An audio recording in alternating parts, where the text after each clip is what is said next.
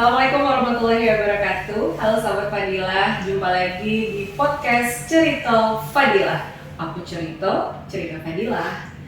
Sepertinya udah sangat lama ya kita tidak ngobrol di podcast Cerita Fadilah ini. Nah, untuk episode kali ini di studio podcast Bang Fadilah, kami mengundang seorang anak muda Bengkulu. Kalau seandainya sahabat Fadilah di luar sana mungkin sudah tidak asing lagi. Kalau scroll TikTok pasti berandanya penuh dengan sosok yang satu ini. Apalagi kalau kita buka channel YouTube pasti juga sudah tidak asing lagi dengan sosok anak muda yang satu ini. Pastinya anak muda dari Bengkulu. Langsung aja ya kita sapa.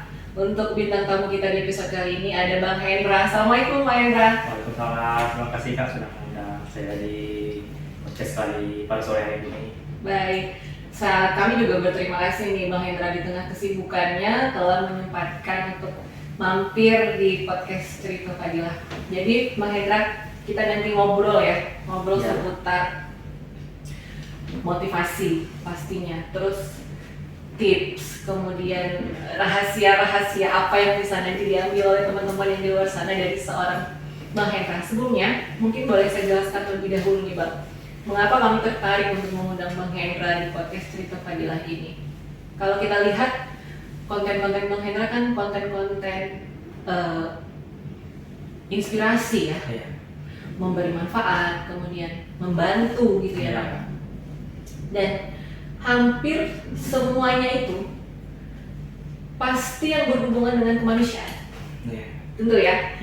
Nah itu semua relate dengan Bang Fadilah sendiri.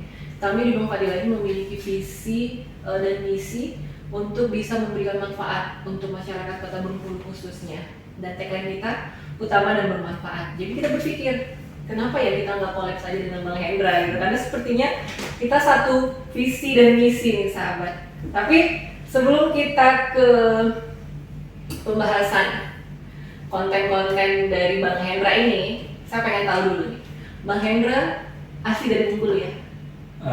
Kalau untuk lahir di Kota Bengkulu, tapi kalau untuk orang tua Bagarawan semua. Tapi lahirnya di Bengkulu, dari kecil di Bengkulu.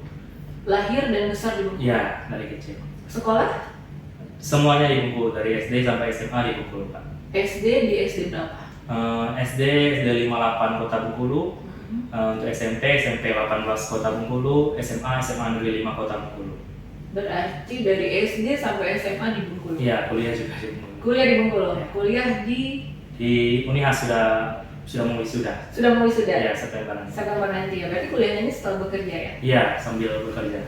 Baik, nah ini dari kecil sampai SMA ke Bengkulu. Iya. Kemudian setelah tamat SMA langsung kuliah? Untuk tamat SMA kebetulan mencoba tes Polri, kemudian gagal tes tahun pertama gagal, terus lanjut kuliah di Universitas Bengkulu, keterima, jadi 1 tahun di UNEP, coba tes lagi tahun kedua, alhamdulillah lulus. Alhamdulillah lulus di tahun kedua. Iya. Emang cita-cita mau jadi polisi ya? Iya. Karena tes pertama gagal, kemudian kuliah sepertinya hanya untuk mengisi waktu Iya, luang mengisi daripada nggak ada kegiatan kan. Jadi kuliah, Iya. 1 tahun kuliah di UNI, Iya, 2 kemudian semester. tes Keterima, lagi. ya, cuti, terus lanjut lagi pindah ke universitas lain. Baik, berarti kuliahnya setelah lulus di Polri. Iya. Tes Polri lulus di tahun Tesnya tahun 2018. 2018. Iya, lulusnya 2018. 2018 itu langsung ditempatkan di satuan Brimob. Sebelumnya di penempatan pertama masih di Polda Bengkulu, terus baru dialihkan ke Brimob, Sat Brimob Bengkulu. Nah, ini yang sangat menarik nih sahabat Fadilah. Seorang konten kreator yang subscribernya udah ratusan ribu, kemudian seorang abdi negara juga nih, seorang Polri, dan sekarang ditugaskan di Sat Brimob Polda Bengkulu ya. Baik. Kalau saya lihat di YouTube-nya Bang Hendra ini ada sempat penugasan ke Papua. Ya. Nah, di situ kan Bang Hendra sudah mulai nih untuk membuat konten. Apa itu konten pertama kali ketika ditugaskan ke Papua atau sebelumnya sudah berpikir pengen konten, ngisi waktu luang, kalau nggak ada jam dinas pengen konten, apa gimana nih Bang? Boleh cerita dikit nggak Bang? Ya udah, sebelumnya emang ada basic untuk ngedit video atau bikin konten itu sebenarnya sebelum booming di Papua memang sudah sering, tapi masih pasif. Itu mungkin kadang-kadang mau bikin video seperti itu. Dan juga di bagian Brimob kebetulan bagian PID, pengumpulan informasi dan dokumentasi. Nah, jadi ketika di Papua kan kebetulan banyak dokumentasi dan sering ikut-ikut kegiatan di Papua bersama masyarakat. Jadi iseng untuk merekam kegiatan tersebut, kegiatan kami selama di dinas di sana, kemudian diupload ke TikTok dan Instagram. Alhamdulillah FYP. Jadi makin semangat seperti itu. Luar biasa. Itu di tahun berapa untuk penugasan ke Papua yang pertama kali? Berarti itu ya sudah 2 kali ke Papua, tapi konten yang FYP ini yang dari pertama itu sudah FYP? Yang pertama sudah ada, tapi nggak terlalu aktif, cuma iseng-iseng aja. Tapi yang kedua ini kayaknya lebih booming ya, lebih banyak digemari. Nah, untuk konten FYP pertama kali dulu Bang, ingat nggak Bang apa kontennya? Sebelumnya yang pertama tuh yang 2020 emang pernah FYP, tapi tetap kegiatan lah, pokoknya kegiatan patroli di pedalaman Papua. Tapi karena jarang upload, jadi sebenarnya FYP tapi jarang upload. Nah, yang kedua ini yang waktu ke Papua yang kedua tahun 2022, FYP-nya yang masih saya ingat sampai sekarang ketika mengantar anak pedalaman sekolah ke sekolah. Begitu? Iya, mengantarkan anak dengan pedalaman Papua ya? Iya, dengan lagu Laskar Pelangi, masih ingat sampai sekarang. Lagu Laskar Pelangi ya, dari Niji yang relate sama dengan kehidupan di sana. Itu yang jadi background yang FYP pertama ya untuk videonya ya. Nah, untuk daerah Papua sendiri ini ditugaskan di daerah mana ini Bang? Yang pertama di Timika, di Kabupaten Timika, Tembagapura, di Desa Banti, dekat Freeport yang tahun pertama. Jadi pokoknya masyarakatnya udah modern sih, berbeda. Kalau yang kedua di Kabupaten Intan Jaya, masih pemekaran. Kabupaten Intan Jaya, terus di kotanya di Sugapa. Tapi kalau yang saya lihat itu yang banyak FYP itu di Intan Jaya Iya, itu ya? Jaya. Nah, susah nggak untuk adaptasi kan? Mohon maaf ini daerah pedalaman Papua, walaupun Bang Hendra tadi bilang sudah lumayan modern dibandingkan dengan daerah-daerah lain yang ada di Papua. Susah nggak Bang Hendra buat adaptasi? Ini bukan ketika Bang Hendra bertugas sebagai Brimobnya ya, tapi ketika mengambil video, kemudian bertemu dengan mereka, kemudian bisa beradaptasi seperti itu susah nggak Bang? Untuk susahnya nggak terlalu sih Kak, tapi kalau untuk adaptasi mungkin lingkungannya sih, mungkin karena dingin kan di pegunungan, beda dengan di Bengkulu pantai. Jadi mungkin adaptasi cuaca terlebih dahulu. Lalu kalau untuk masyarakat sendiri sih, kalau diajak bikin konten ya mau-mau saja, alhamdulillah. Kayaknya suka-suka saja. Mereka mau ya? Iya. Dan mereka tahu kalau itu bakal di-upload ke YouTube? Ada yang tahu, ada yang sudah paham kamera, ada yang belum, seperti itu kan. Oke, berarti pengalamannya pasti luar biasa ya di sana ya? Iya. Kalau seandainya nih, kan berbagi. Nah, berbagi itu maksudnya gini, murni dari diri Bang Hendra sendiri atau memang karena tugas tadi sebagai Brimob di sana yang mengharuskan untuk berbagi nih dengan masyarakat di sana, kemudian Bang Hendra memanfaatkannya untuk mendokumentasikannya atau gimana Bang? Sebelumnya saya jelaskan terlebih dahulu, waktu di Tajaya kemarin satgasnya satgas preventif, yaitu pencegahan. Jadi tema satgasnya itu damai Kartens, jadi pendekatan bersama masyarakat. Jadi penggalangan bersama masyarakat, pokoknya harus berbaur bersama masyarakat, seperti itu Kak.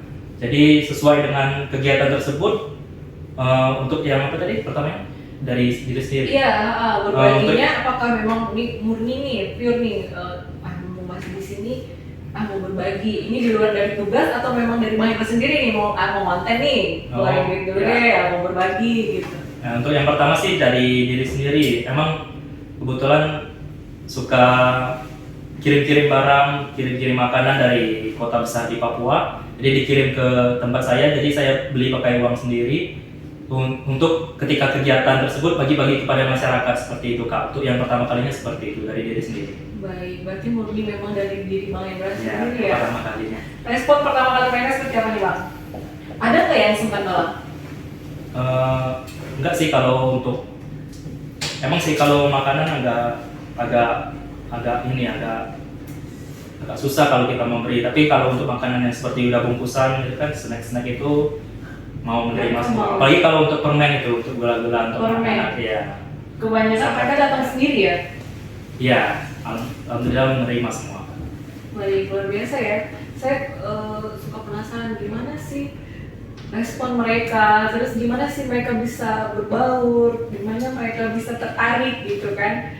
Ada nggak barang yang dibarter gitu Bang? Mereka misalnya datang nih, kalau saya pernah lihat juga di salah satu kontennya juga ada ya? Iya, kalau untuk barter masih berlaku di sana kan, masih hal yang lumrah untuk di sana. Jadi sesuai ya dengan harga yang mereka patok dengan harga yang kita mau barter seperti itu Kak. Misalkan ini kan 5.000 satu bungkus, buahnya itu satu tumpuk 5.000, jadi saling tukar itu seperti itu biasa di sana. Mereka datang sendiri atau gimana? Atau memang sistem barter itu berlaku di pasar atau mereka datang ke poskonya Brimob untuk minta barter atau gimana? Kebetulan kemarin untuk pos saya itu berada di pinggir jalan lintas gitu, tapi cuma satu sih jalan lintas di sana. Jadi berada di pinggir jalan lintas, tepat sekali jalur pelintasan mereka ke pasar. Mereka pergi pulang ke pasar lewat depan pos. Jadi ditawarin lah, dipanggil seperti itu kalau mau sayur. Dia berhenti di depan pos atau kami menunggu pagi-pagi kan.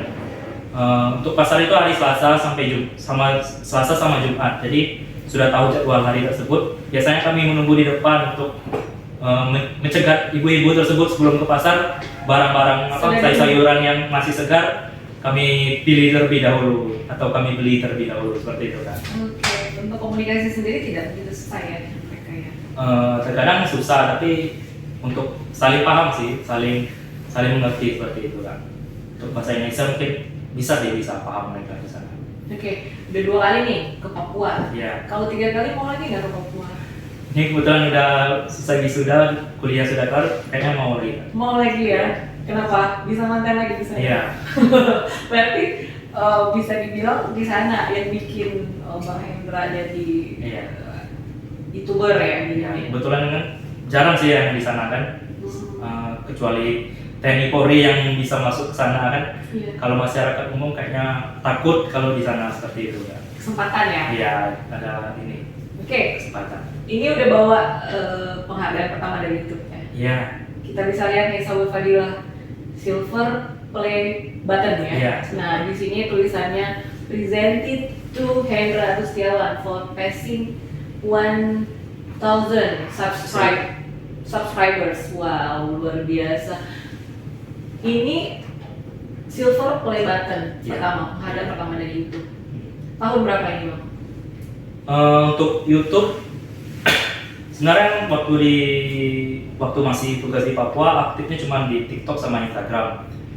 YouTube belum kepikiran, tapi pernah sih ngupload di YouTube kontennya, tapi nggak FYP seperti itu Kak. Kayak malas ngupload di YouTube sebenarnya waktu awal-awal waktu masih di Papua.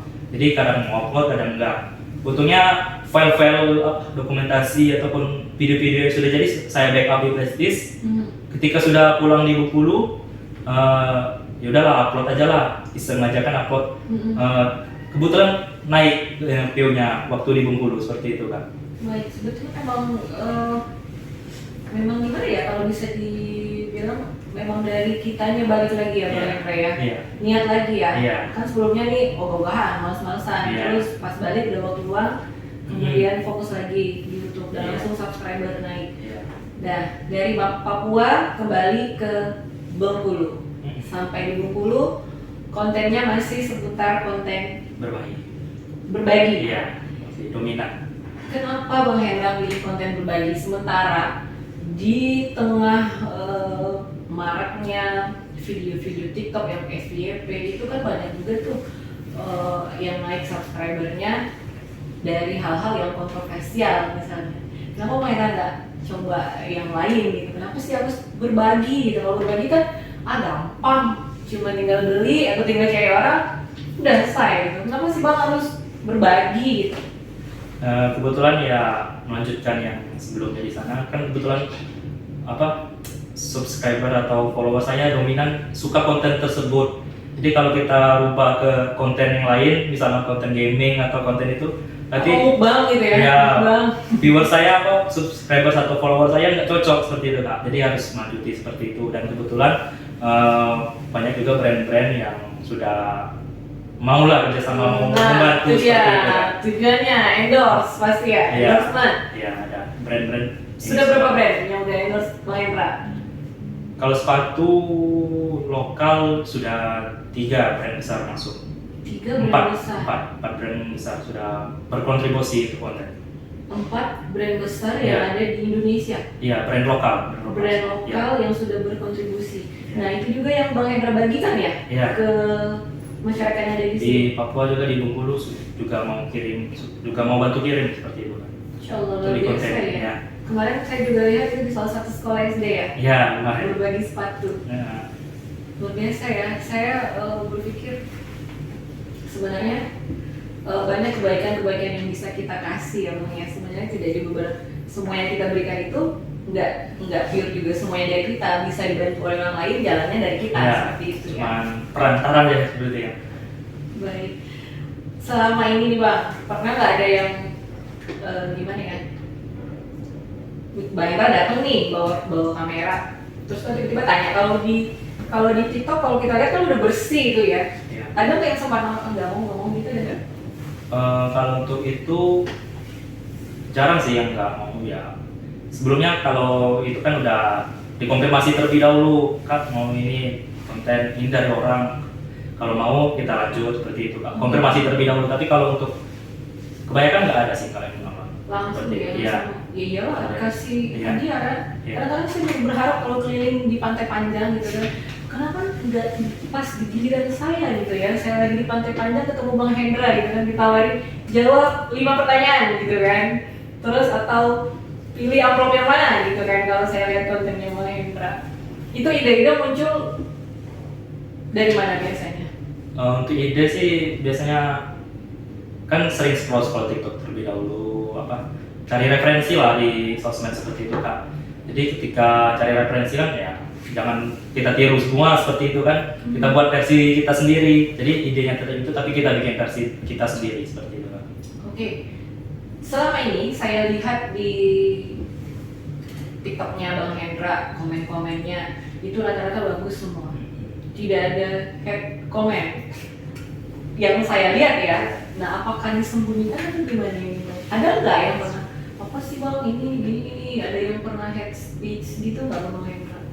Untuk yang hate comment sih nggak ada sih Kak, tapi ada sih sering saya lihat, tapi saya abaikan saja seperti itu. Tapi kalau untuk TikTok sih, untuknya warga TikTok kayaknya support semua ya? Support semua, tapi yang agak sensitif itu IG sama YouTube seperti itu komennya. Warga ini sosmed di sana kayak lebih, kalau kita itu kan sering teliti lah pokoknya warganya, kalau nggak suka sekali momen seperti itu kan. Berbeda kalau di TikTok kan alhamdulillah mungkin kayaknya positif ya, semua ya. Warga TikTok positif semua kayak. Nah, gimana caranya Bang Hendra untuk bisa mengabaikan gitu? Nggak mungkin nggak kebaca kan? Iya Pak, ada. Kepikiran nggak? Pernah sih, pernah saya kalau saya upload di TikTok, Instagram, sama YouTube barengan. Mungkin YouTube terakhir lah kalau ini mau dipendekin lagi. Tapi kalau ketika saya ngupload di TikTok dan Instagram barengan, di Instagram dominan kayak kurang suka tersebut seperti itu Kak. Jadi disimpan lagi lah kontennya. Tapi itu di TikTok tetap saya publish seperti itu Kak. Itu sih cuman konten prank aja bersama anak, kayak ibu-ibu sih sering sensitif kayaknya memaksa anak-anak tersebut untuk di prank seperti itu. Ada ya komentar seperti itu ya? Ibu-ibu biasanya. Ibunya ya, seperti itu. Padahal ini kan cuma hiburan saja kan, selingan dari konten berbagi, sehingga saya bikin konten hiburan. Iya, menghibur ya, lucu-lucuan, tapi sebenarnya maksudnya bukan untuk membuli atau apa. Iya, sebenarnya udah tetangga sebelah rumah udah kerja sama seperti itu kan. Oh gitu. Ya, emang mau masuk konten, tapi kayaknya kurang ngerti lah mungkin ibu-ibu yang di Instagram tersebut komen-komen kayak kurang suka seperti itu. Ya udahlah, daripada itu jadi saya hide saja kontennya. Padahal mereka yang menawarkan diri ya. Iya. Mereka menawarkan diri, bang masukin dong ke konten gitu ya, Iya, biar orang kenal. anak-anak kecil. Baik, mungkin orang tua mereka takut mungkin lebih ke arah yang seperti eksploitasi anak mungkin kali ya, mau ya kepikiran seperti itu ya. Oke Bang Hendra, ini kan udah nih mulai dari nol dulu awalnya, media sosialnya, YouTube-nya tidak trending, TikTok-nya juga tidak trending, kemudian tiba-tiba trending. Boleh kasih tips dan rahasianya nggak Bang, gimana caranya untuk kita bisa fokus ke media sosial yang kita punya, terus bagaimana caranya Bang Hendra bisa sampai di titik sekarang? Kalau untuk tips dari saya ini konsisten aja sih Kak. Seperti contohnya ini ada adik-adik saya, mungkin ada yang tahu Kak, pahlawan sampah. Pahlawan sampah yang di Bengkulu yang sering bikin konten tentang sampah-sampah, tentang oh iya ya, Itu sama kan seperti yang kontennya kalau yang ada di luar itu kan Pandawa. mereka udah sampai ke Ya, Lampung ya, ya. Pandawa ya. itu sebenarnya udah ada adik saya semua, udah saya support, saya bikin konten berbagi sama mereka, saya collab bersama mereka, terus saya lihat bagus, viewsnya sudah bagus, sudah kalau di TikTok kayaknya ratusan ribu penontonnya, tapi sekarang nggak konsisten mereka, kayaknya mungkin ada sibuk-sibuk sendiri. Jadi kunci dari kesuksesan itu konsisten bagi saya Kak. Nah, Jadi, itu perlu digaris bawahi ya, ya, kunci tetap dari konsisten dan ya. Konsistennya mungkin kalau bagi saya harus ngupload minimal 2 hari satu video diupload, mungkin 3 hari lah paling lama satu video diupload, seperti itu Kak. Itu jedanya. Iya, 2 hari sekali upload. 2 hari sekali. Iya. Berarti tidak harus tiap hari berarti ya. Kesibukan kerja juga mungkin 2 kali sehari aja kalau bagi saya. 2 kali sehari aja itu boleh tuh tipsnya ya, teman-teman ya yang ada di Cerita Fadila ya, karena kita juga di tengah kesibukan kadang udah tidak fokus lagi, tapi tips dari Bang Hendra ini boleh kita coba juga. Ya, konsisten. Dan tidak harus video yang durasi panjang ya Bang? Tips dari saya kalau untuk Instagram sama YouTube Short itu kayaknya lebih booming untuk durasi yang pendek, 15 sampai 30 detik. Tapi kalau untuk TikTok menyarankan untuk durasi di atas 1 menit seperti itu Kak. Untuk lebih banyak penontonnya seperti itu. Jadi masing-masing platform, masing-masing sosial media memiliki kriteria masing-masing untuk lebih mempermudah untuk FYP seperti itu Kak. Oke, yang pertama konsisten, yang kedua membaca algoritma. Iya, algoritma penonton seperti itu. Iya, masing-masing media sosial memiliki kriteria yang berbeda. Kemudian apa lagi Bang? Memahami subscriber atau follower seperti itu Kak. Jadi kalau kita subscribers kita dominan konten-konten seperti itu, kita buat konten seperti itu. Jadi kalau kita acak-acakan, kadang gaming, kadang berbagi, kadang prank, kadang itu, jadi nggak cocok, jadi penontonnya kacau seperti itu kan. Oke, berarti konsisten itu tidak cuma di uploadnya, durasi upload, tapi Yeah. konsisten dengan konten. Iya. Konten yang kita buat berarti ya. Tapi kadang-kadang suka mandek ide nih Bang. Nah, gimana nih Bang Hendra bisa punya ide ini selain scroll TikTok, ngeliat dari TikTok sebelah, itu gimana? Kalau untuk ide sih kadang datang sendiri tuh Kak, misalnya lagi jalan kan, lagi pakai motor, ketemu sama abang-abang, ini kayaknya perlu dibantu ini, kayaknya ya udahlah ditandai dulu, pokoknya dicatat dulu, besok-besok dilihatin lagi, oh masih di sini, pokoknya dia di sini, seperti yang ada yang di jalan apa tuh dekat Sawalembar itu ada yang jualan keliling tuh yang di Masih ada Pabel. survei lapangannya juga Iya, ya? keliling. Pokoknya kalau sore itu sama kameramen saya berdua keliling dulu, mencari dulu apa yang cocok untuk dibantu ataupun diajak kerjasama seperti itu Kak. Oh gitu. Iya. Karena saya juga sampai ngeliat Bang Hendra pakai jaket ojek online gitu kan, sampai Properti ya. properti ya, Iya. termasuk properti ya. Iya. Emang daftar jadi ojek online atau Enggak. minjem? Properti aja, pesan di online. Oh, pesan di online? Iya. Oh gitu ya. Memang harus niat ya kalau Iya, kita mau harus share itu ya. ini, Siap harus untuk effort juga ya. Oke.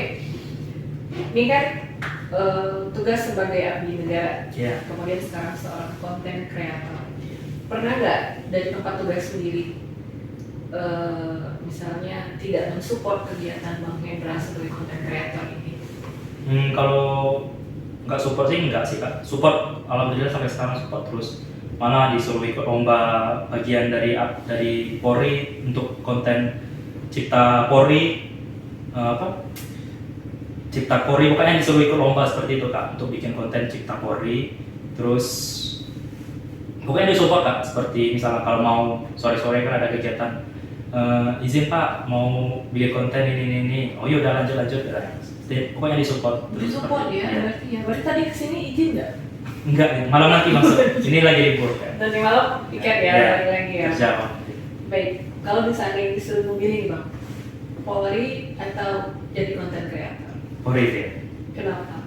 Udah basicnya dari sana, jadi kita nggak boleh melupakan jas merah lah pokoknya. Jangan melupakan jasa-jasa kita dari mana seperti itu kan. Kan kalau dari segi salary kita nggak bisa tutup mata ya. Iya. Dari content creator pasti lebih besar. Kenapa Bang Hendra tidak memilih jadi content creator aja?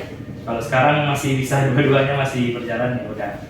Dua-duanya Dua-duanya. berjalan, tapi kalau untuk misalnya emang sibuk misalnya lagi pokoknya adalah ditugaskan ke tempat daerah mungkin nggak ada sinyal sama sekali, ya udah berarti nggak bisa jadi content creator, jadinya Polri seperti itu. Polri ya, Iya. tetap Polri yang ada di dalam jiwa dan raga. Iya.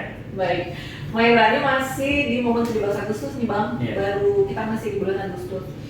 Bagaimana menurut Bang Hendra makna dari sebuah perjuangan? Kalau melihat tadi Bang Hendra cerita tes Polri, baru di tes kedua baru lulus, tes pertama tidak lulus, kemudian di tes kedua baru lulus, kemudian ditempatkan di daerah pedalaman. Dari seorang Bang Hendra nih, makna perjuangan seperti apa sih Bang?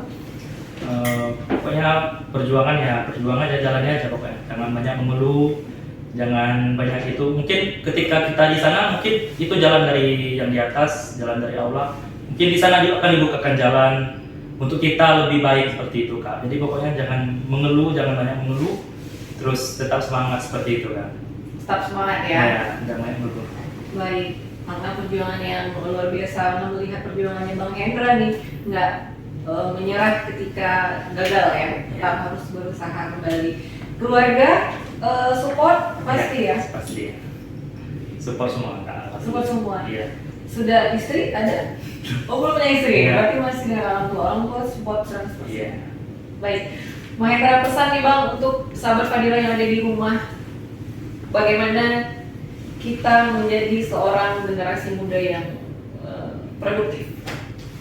Pesannya sih kalau emang sih pesan dari saya emang sih kalau konten-konten negatif, konten-konten berbau pokoknya negatif lah, sangat sekali cepat viral dan cepat sekali mengundang banyak netizen untuk kepo seperti itu Kak. Tapi kenapa kalau konten baik nggak kita publish dan kita viralkan, jadi lebih baik seperti itu Kak. Pokoknya seperti itu.